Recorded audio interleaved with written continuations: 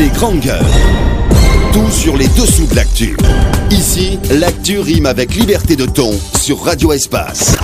Et encore une demi-heure à passer ensemble, mesdames et messieurs, sur Espace TV. Vous le voyez à l'écran, évidemment, ces images de cette marche pacifique à l'instant. Pour votre plaisir, mesdames et messieurs. On continue notre émission avec quelques SMS reçus. GG au 8037, beaucoup de messages ce matin, évidemment, avec monsieur Kaba qui nous écrit. Oui, pour une fois, je suis entièrement d'avis avec Roby. Il n'avait pas de place pour les forces nationales de sécurité. Au risque d'incriminer le pouvoir public de ce drame hors du commun, l'UFDG a montré ses limites et mérite des sanctions suprêmes. Quant à la marche du jour, elle devrait commencer ou se terminer chez le leader de l'UFDG, Cellou Dalein Diallo et Bahouri. Il continue encore là-dessus. Personne n'avait a priori intérêt à attendre.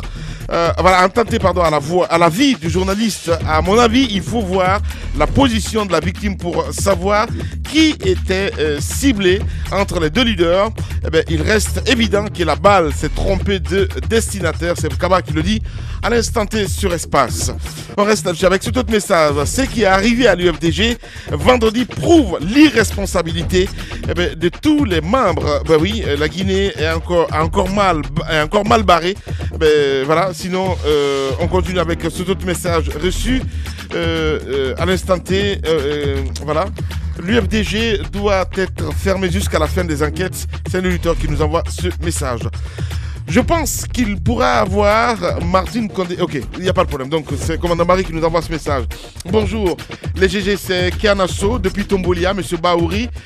Nous attendions, à vrai dire, rien de vous, mais vous m'avez quand même déçu. Vous êtes un grand... Ah là là, mais non, pas du tout, je ne peux pas me permettre, c'est pas possible, voilà. Bonjour, c'est Alpha Ouma Adolphe depuis Dar es Salaam. Je pense que Moussa Moïse a raison. Si l'État jouait son rôle, on n'allait pas en venir là.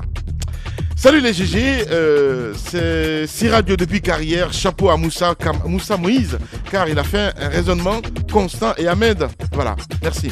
Je rappelle qu'il n'était pas... Qu'est-ce qu'il veut dire? Appliquez-vous un petit peu, sinon c'est plus compliqué. S'il vous plaît, regardez la vidéo postée et comparez la position de Bahouri par rapport à la position du... Merci beaucoup. Allez, Abaka, on continue l'émission. On va essayer de prendre quelques températures encore sur le terrain, mon cher ami. Oui, quelques températures avec cette marche qui a lieu en ce moment. Elle est partie du pont 8 novembre pour passer par l'Assemblée nationale et la présidence et s'achever au niveau du ministère de la Justice. Je pense qu'à cet endroit-là, un mémorandum fait par l'ensemble des associations de presse de Guinée va être remis au ministre de la Justice. Ce que réclame la presse guinéenne dans ce dossier, c'est que justice soit rendue, que lumière soit faite sur l'assassinat de notre confrère, qu'on sache qui a envoyé cette balle assassine qui allait se loger dans la poitrine de notre confrère. Parce que c'est vrai que les uns et les autres se rejettent les responsabilités, mais on a suivi la description de Kaya. C'était à l'extérieur, donc la balle est partie de la foule, mais pour l'instant on ne sait de qui exactement. Donc c'est ce que l'enquête doit déterminer pour situer les responsabilités. C'est extrêmement grave ce qui arrive à notre pays. Voilà, nous partons sur le terrain. Vous voyez les images à l'instant à la télé. Amadou Tam Kamara en direct, Ahmed. Les grandes gueules. Bonjour Tam. Oui, bonjour Ahmed. Voilà, merci d'être venu au compte donc de cette émission. Alors, quelle est votre position actuellement? Et avez-vous pu déjà rencontrer quelques responsables du côté de l'Assemblée nationale quand vous avez été là-bas tout de suite? Oui, absolument. Je pense que la marche se déroule très bien. Nous sommes exactement au niveau du marché Nyangema, c'est-à-dire au niveau du stade de la mission, si vous voulez bien. Il y a eu une forte mobilisation et voilà, tout se passe très bien pour le moment. Alors au niveau de l'Assemblée nationale, est-ce que vous avez rencontré les responsables? Comment ça se passait concrètement? Malheureusement, les responsables de l'Assemblée ne sont pas sortis. Nous sommes en bonne compagnie. Il y a la présidente de la HAC qui est là. Il y a beaucoup de doyens de la presse qui sont avec nous. Vous avez le doyen Souleymane Diallo, vous avez Souel Ajar, il y a une bonne brochette de journalistes, de dirigeants. Alors Tam, Aboubaka parlait tout de suite de ce mémorandum qui sera donc remis au ministre de la Justice. Alors concrètement, est-ce qu'on peut savoir en substance ce qui est contenu dans ce mémorandum? Nous demandons simplement qu'il y ait une justice. Déjà, la presse guinéenne va se constituer une partie civile. Ouais. Cela veut dire quoi? Ça veut dire que maintenant nous sommes partie prenante de ce procès-là, enfin, en tout cas de la procédure judiciaire. C'est pourquoi je vais vous demander, vous autres, de vous abstenir aussi d'être une sorte de relais de la cellule de communication de telle frange ou de telle frange de l'UFDG. Cela me paraît très important parce que nous sommes maintenant partie civile et donc nous sommes acteurs de ce procès-là. Ce qui va se passer, c'est que nous allons demander que les coupables de cet assassinat soient identifiés, sanctionnés, et nous allons demander une réparation au bénéfice de l'épouse et de la fillette de El Hadj Mohamed. Alors Tam, les journalistes, c'est vrai que les journalistes aussi ont les moyens de mener leurs enquêtes pour déterminer à notre niveau les responsabilités. Est-ce que ce travail-là va être effectué? Est-ce qu'on va mettre en place un pôle de journalistes pour mener des enquêtes afin que des témoignages puissent être recueillis et qu'à un moment donné, la vérité aussi soit mise sur la place publique? On a aussi ces moyens-là en tant que journaliste. En temps normal, c'est ce qu'on doit faire, mais c'est une exception parce que pour la première fois, les journalistes sont partie civile. C'est pourquoi il est important dans notre communication qu'on ne soit pas une sorte d'exploitation ou de prolongation d'un camp ou d'un autre. Oui, mais justement, il faut s'abstenir, justement, Tam, les grandes gueules. Justement, Tam, est-ce que le fait de s'ériger en partie civile dans ce dossier-là n'est pas une espèce de chaîne à notre bras qui nous empêcherait de faire notre travail à notre niveau aussi? Mais c'est le tribut aussi pour que c'est Mohamed Diallo, ça pouvait être n'importe qui. Donc il faudra qu'il y ait une juste réparation pour la famille de ce jeune journaliste qui est parti. Et comme ça... Amadou Tam, oui, ce qu'on aimerait aussi savoir, est-ce qu'il y a des représentants de l'État ou de la classe politique dans cette marche et demain une journée sans presse pourquoi cette démarche, Amadou Tam? Nous n'avons pas vu de représentants de l'UFDG. Bon, nous n'en sommes pas surpris d'ailleurs. Mais nous avons vu... nous avons constaté la présence de la société civile, la PECUD, ensuite la CNTG, qui nous accompagne ici, et qui est en train de marcher avec nous. Maintenant, au début de la marche, le porte-parole du gouvernement est venu nous faire un petit coucou, et puis il est passé. Ouais. Voilà, c'est ce que nous avons vu ici comme homme politique ou syndical. Voilà, Amadou Tam Camara. Merci beaucoup, Tam. C'est moi qui vous remercie. Au revoir. Les grandes gueules. Tout sur les dessous de l'actu. Ici, l'actu rime avec liberté de ton sur Radio Espace. Voilà, nous allons rester toujours avec évidemment cette marche sur le terrain. On va essayer de retrouver Moussa Yoroba. Vous le voyez à l'écran. On a écouté Amadou Tam Camara, mon cher ami Moussa Moïsila. Oui, je pense que c'est l'union qui doit caractériser toute la démarche de la corporation dans cette situation. Il faudrait que nous soyons soudés. Il y a quelques petits conflits à fleuret moucheté souvent entre les différentes maisons de presse. Je pense que tout cela doit être enterré. Oui, il faut le dire, parce qu'on ne peut pas réveiller dans une telle situation assez dramatique ces petites guéguerres, mais il y a eu mort d'homme et de surcroît un journaliste. Il faudrait que nous soyons tous unis et que cette action soit menée, parce que l'enquête peut être ouverte dans notre pays. On a du mal à refermer toutes les enquêtes qui ont été ouvertes. Si vous allez au niveau de la justice, vous pouvez vous renseigner sur le nombre d'enquêtes des myriades au niveau de la justice, mais cette enquête, elle sera refermée parce que nous allons y veiller. Je pense que c'est très important. Il ne faudrait pas que ça se limite à 2 journées d'action. Ça doit être des journées et il faudrait que la lumière soit faite. Elle sera faite puisque la détermination est. Bien. Moussa Yoroba, bonjour. Bonjour Lamine, bonjour à tous. Voilà. On voit au cœur de la marche, Moussa Yoro. Alors, votre position en ce moment, où vous êtes en ce moment? Voilà, nous sommes exactement au marché Niger. Il faut dire que le point de ralliement, c'était le 1er novembre. Tous les journalistes de la presse guinéenne, tous médias confondus, ont pris le départ là-bas. Nous sommes en ce moment même au niveau du marché Niger, destination le ministère de la Justice. Certainement, vous entendez l'écho derrière, les voix des journalistes qui disent un mort de plus, un mort de trop.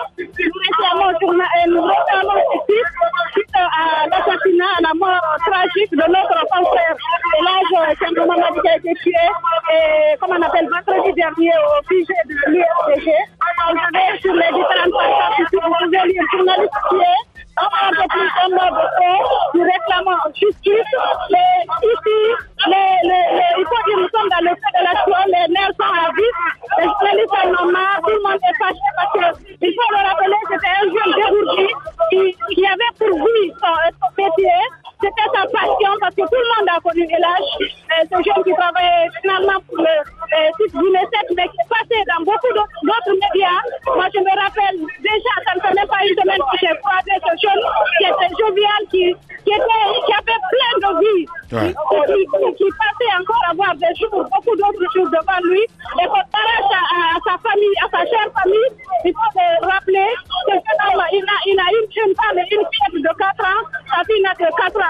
Imaginez qu'on l'arrache à l'affection de sa famille, une simple réunion de partis politiques déchirés et qu'on puisse tuer un journaliste. Je pense que trop c'est trop, il y en a marre. Il faut qu'on sache s'arrêter à un moment donné.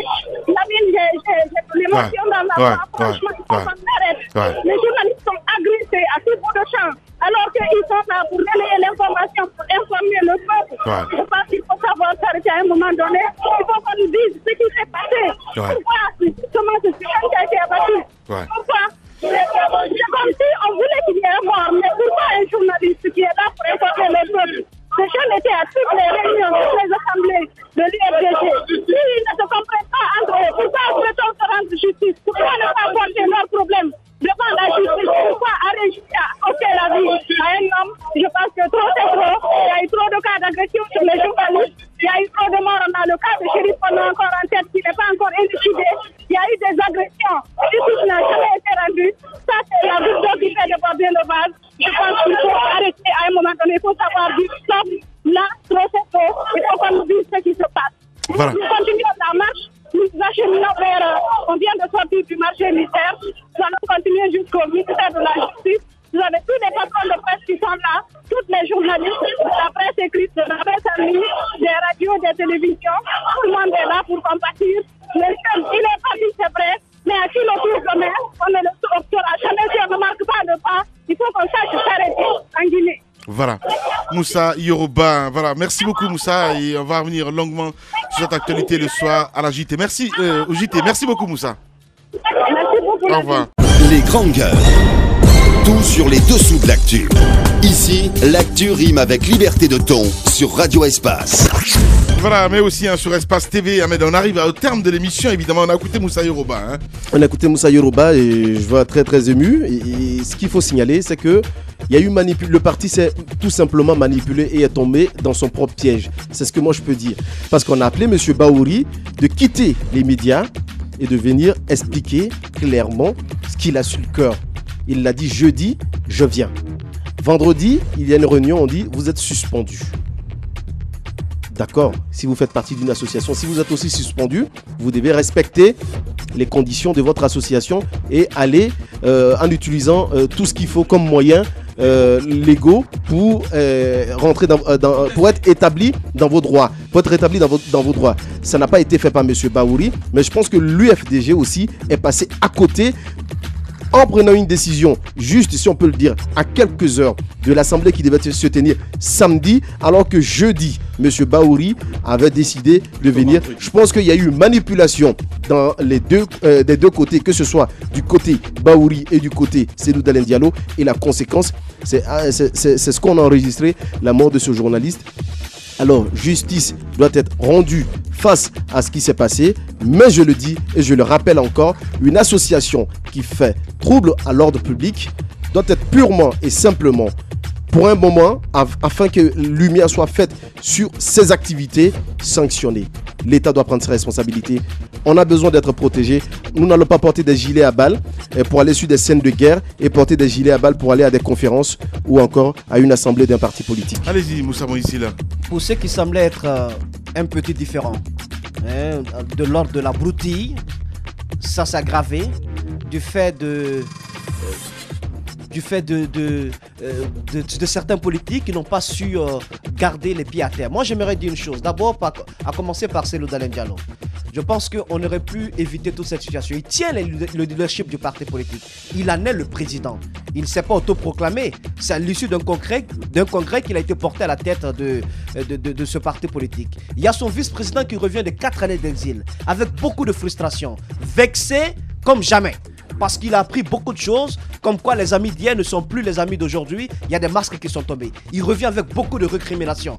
Le tact, une sorte de feeling aurait dû caractériser la démarche de l'UFDG, de son président, afin de laisser cette période de colère s'échapper. Deuxièmement, au niveau de Bahouri, je pense que lorsque le parti sanctionne, lorsque le parti exclut quelqu'un, ce n'est pas une sanction qu'on prend ailleurs. C'est une sanction qui existe dans les textes, dans les statuts, le règlement intérieur. Mais les textes du parti prévoient également tout ce qui peut être fait avant d'exclure quelqu'un. Il y a des articles qui ont été rappelés, c'est important, avant d'en venir à l'exclusion. Je ne veux pas citer tous ces articles, mais on n'est pas venu directement à l'exclusion. Lorsque vous vous sentez victime d'un abus d'autorité, mais vous saisissez les autorités judiciaires. Bahouri aurait dû le faire. Il y a d'autres avant lui qui ont été exclus. Mais vous passez par la voie judiciaire pour attaquer la décision de l'UFDG. Mais vous ne l'avez pas fait. Vous avez décidé d'aller au siège, coûte que coûte. Je pense que des deux côtés, il y a eu véritablement des responsabilités. Et puis je pense que lorsqu'on lit un peu le statut et règlement intérieur de l'UFDG, il est clairement défini que lorsque le président entre et qu'il est en séance de réunion, aucun militant, que ce soit du directeur du parti politique, ne doit venir après lui. Bon, ça c'est pour décrire un peu. Ouais, ça c'est pour décrire. C'est important de le souligner. Si. Non mais qu'est-ce que tu as? C'est important. Voilà. C'est important de le souligner. Ce sont les textes qui le disent. Lorsque le président entre et qu'il commence sa séance, aucun militant, personne ne doit venir. Mais ce sont les statuts. Voilà. Ce sont leurs textes qui le disent. Tu ne peux pas parler de leurs textes à leur place. Mais pour ne pas trop tergiverser là-dessus. Moi, ce qui me gêne, non, on rigole pas avec ça. Ce qui me gêne, c'est quand on se constitue en tant que presse, un parti civil. Pour moi, ça nous rétrécit un peu notre liberté à un moment donné de mener les enquêtes. Non. Ouais, tu vas mener, mais tu n'as pas le droit de les divulguer parce que tu es partie civile dans un procès qui va s'ouvrir. Bien. Si. Donc c'est ce que je voulais souligner. Aujourd'hui, je pense que il est important. Trop, c'est trop. Il faut que les autorités, encore une fois, nous prouvent qu'ils sont capables. Il y a eu trop de morts, il n'y a jamais eu de responsabilité située. Il y a un mort de plus. Aujourd'hui, on ne dit pas que c'est tel ou tel qui l'a fait. Aujourd'hui, on met en garde les autorités du pays, la police, la gendarmerie, la justice. On leur dit qu'il faut une fois faire preuve de mansuétude et de nous dire la vérité dans cette histoire. Merci beaucoup, monseigneur. Allez-y. De bout en bout, moi je veux dire que l'UFDG doit comprendre qu'elle a une grande part de responsabilité dans ce qui est arrivé. Monsieur Bahouri vient, comme Moussa Moïse l'a dit, très frustré, mais il reconnaît tout de même, il le dit lui-même, je ne dénie pas à monsieur Cellou Dalein Diallo sa légitimité, il le dit. Mercredi, il dit, je vais aller au siège de l'UFDG tel qu'on me l'a demandé. Avant le conseil politique du vendredi, jeudi, on se réunit en catastrophe pour prendre une décision d'exclusion. En notant précisément, c'est ce que M. Bahouri fait, sur les 350 et quelques membres du conseil politique, d'après ce que M. Bahouri a dit, c'est ce qu'il a dit, je répète ces termes, il n'y a qu'une cinquantaine qui décide de son exclusion. Ce qu'il aurait dû faire, lui, M. Bahouri, c'était d'aller vers les institutions chargées de cela, notamment en justice. Mais il ne l'a pas fait, il a préféré l'affrontement. Aujourd'hui, Lamine, tout ce qu'il faut éviter dans ce procès, pour les journalistes que nous sommes, nous qui commentons cette actualité, pour l'État qui a certainement peur, pour ne pas qu'on dise « Ah oui, ça c'est une chasse à l'opposant politique », et même pour les cadres de l'UFDG, ce qu'il faut éviter, c'est la complaisance. Nous avons une scène de crime, c'est le bureau politique. À mon avis, déjà, la première mesure, c'est de fermer ce siège-là, parce que c'est une scène de crime. Tous les militants doivent comprendre cela. Ça, c'est une première chose à dire. Mais jusqu'à la fin du procès, il ne faut pas avoir peur de ce que les gens diront. Parce qu'il y a eu mort d'homme et qui plus est, c'est une mort de journaliste. Et ça, c'est un symbole en démocratie. Merci beaucoup, Tamba. Je commence par rétablir une vérité. C'est que Tamba, s'appuyant sur des propos attribués à Bahouri, dit que c'est le conseil politique qui a sanctionné Bahouri. Et ce conseil politique compterait jusqu'à 350 membres. Ce qui est faux. Et cela est indiqué dans la décision. Si les gens ont pris le soin de la lire, la décision qui exclut et qui déchoit M. Bahouri de ses qualités de vice-président, il est dit que c'est le conseil politique donc, qui comprend pas 350 membres, mais 40 personnes, élargi aux secrétaires généraux donc du bureau politique, mais aussi aux députés. Donc en tout, il y avait 70 personnes. Donc il faut que cet amalgame soit complètement dissipé. Ce n'est pas le conseil politique qui compte 350 personnes, c'est un conseil politique de 40 personnes, élargi donc aux secrétaires et aux députés qui a pris la décision. Je pense que l'UFDG est une organisation politique qui a ses statuts et ses règlements intérieurs. Si vous permettez la main, je vais rappeler juste 2 ou 3 articles. Il y a l'article 11 des statuts qui parle des devoirs des membres. Parmi les devoirs, c'est respecter les statuts et règlements intérieurs du parti. Deuxièmement, respecter la discipline du parti. Demandez-vous si Bahouri l'a fait depuis plus de 2 ans. Il y a cet article 12 aussi, 12 qui parle de l'engagement du membre, diffuser et défendre le programme, les décisions et les statuts, mais surtout s'abstenir de tout acte et de tout comportement de nature à porter préjudice à son parti. Bien. Est-ce que Bahouri l'a fait? Je vais finir au niveau des statuts, cet article 47. Tout membre a l'obligation de s'exprimer exclusivement au sein des structures à l'occasion des réunions et instances du parti. Demandez-vous si Bahouri l'a fait. Et pour finir, il y a cet article: défendre en tout lieu et en toutes circonstances le parti et son programme. Demandez-vous si Bahouri l'a fait. Vous vous rappelez, le 16 avril, parce que j'ai essayé de documenter un peu, le 16 avril 2014, M. Bahouri avait été suspendu, si vous vous rappelez. Et le 1er juillet 2015 et 2014, donc à la même année, la suspension de M. Bahouri avait été levée. Et le 27 novembre 2015, il y a un avertissement qui a été adressé à Bahouri. Quand Moussa dit que du côté de Cellou Dalein Diallo, on aurait dû faire des efforts et attendre. Je pense qu'il y a eu tellement d'impairs, il y a tellement d'accumulation de pas de clercs de la part de Bahouri. Vous vous rappelez, Bahouri est allé jusqu'à présider une organisation de l'opposition extra-parlementaire dans ce pays-là, étant à l'étranger. Ça c'est aller être en porte-à-faux avec la ligne directrice de son parti ou pas. Je pense qu'à un moment donné, peut-être que le moment n'était pas arrivé, mais à un moment donné, il fallait en arriver forcément à cette sanction. Merci beaucoup. Parce qu'on ne peut pas avoir 2 capitaines à bord d'un bateau. Voilà, au moins c'est dit, hein, Aboubakar Diallo. Grand merci à vous, à l'international, grand merci à toute l'équipe technique. Demain, il n'y aura pas de grandes gueules, on se retrouve mercredi pour un autre numéro. Passez une excellente soirée sur Espace TV. Au revoir.